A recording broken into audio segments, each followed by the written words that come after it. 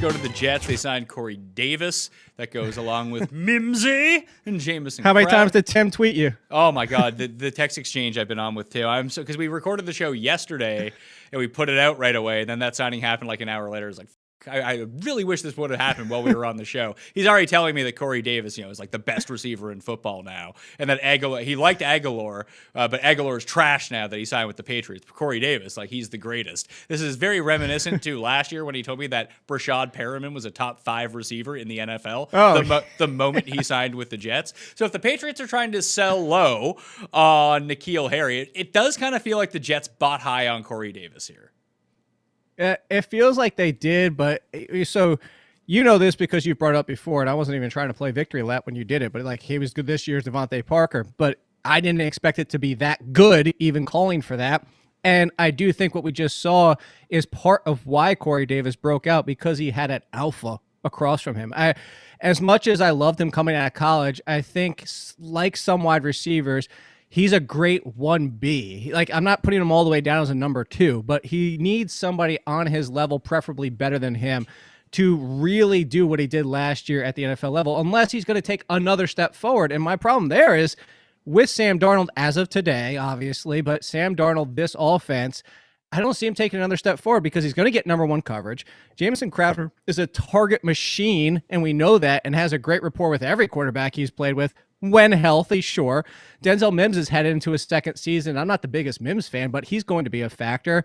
So you have 3 wide receivers. He's going to get the number 1 attention. You still have Sam Darnold at quarterback. So unless they make a massive upgrade at quarterback, and I'm not talking about, I love Fields, but I'm not talking about Fields or Wilson because that's a rookie. A rookie quarterback I don't think is that big of an upgrade over Sam Darnold. So unless Deshaun Watson walks onto this field to somebody by a trade, I think Corey Davis is exactly what he was last year, a wide receiver 3, even being the number 1 with the Jets. And I know Tim right now is cursing me watching this. Well, unless Mims makes a significant leap in year 2, which is possible, I suppose. He did refer to himself as a Michael Thomas type, so maybe his words will come to fruition with that. But he was banged up for a lot of the beginning of last year, then got hurt for a bit. Then Joe Flacco was playing quarterback, so maybe you can give him a bit of a pass, and maybe he can take a leap to be a wide receiver 1. But kind of the way that you see it right now is they have 3 wide receiver 2s. And we're 3 years past the point where Chris Herndon's going to be the best tight end in the NFL. So it's a bit problematic from that regard. They knew, did Brashad Perriman get cut? Like, is he still on this team?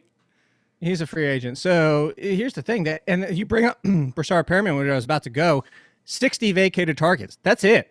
60. So I put this in the breakdown. I said, even if you take Braxton Berrios' 55, say Berrios doesn't even exist anymore because he wasn't really supposed to be used that much last year. But even if you took that, now you have 115 targets between Perriman and Braxton Berrios. Those aren't all going to go to Corey Davis if Mims is going to a 2nd season and improves. And if you look at Crowder's was over 12 games because of missed time. Mims was over, I think it was 9 games. 9 games. So you had his missed time. Again, sorry, I'm getting a frog in my throat over here.